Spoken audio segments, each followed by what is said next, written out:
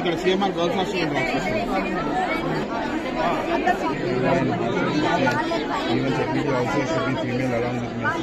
Garden in charge should be that boys should be removed. Okay. Even juice and pani puri from the ground. Okay. Security. నమస్తే, నా పేరు Nagesh, ABVP.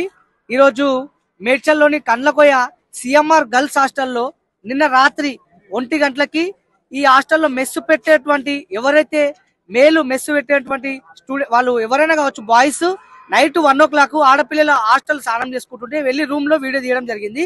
ఆ girls hostel washrooms లలో అమ్మాయిలు చూసి భయపడి వాళ్ళు అరవంగానే అక్కడ ఉన్న వాళ్ళందరూ అక్కడ నుంచి వెళ్ళిపోయారు.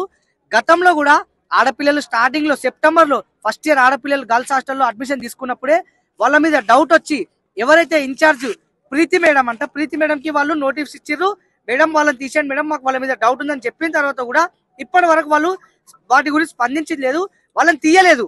అదే విషయము ఇక్కడ ఉన్న గోపాల్ రెడ్డి చైర్మన్ సార్ కి కూడా డైరెక్టర్ సార్ కూడా చెప్పడం జరిగింది.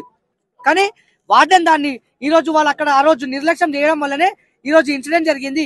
ఎవరైతే ఈ నిందితులు ఉన్నారో, వీడియోస్ ఎవరైతే తీసుకున్నారో వాళ్ళని వెంటనే అరెస్ట్ చేయాలి, కఠినంగా శిక్షించాలి.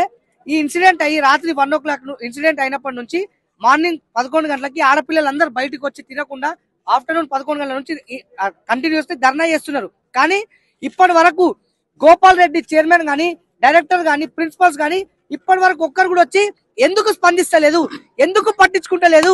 ఇదే విద్యార్థుల కోసము, విద్యార్థులు ఫీజు కట్టేది ఉంటే వాళ్ళు ఇమ్మీడియట్ గా వచ్చి పిల్లల్ని ఇంటికి పంపిస్తారు, వాళ్ళ దగ్గర ఫీజులు కలెక్ట్ చేస్తారు.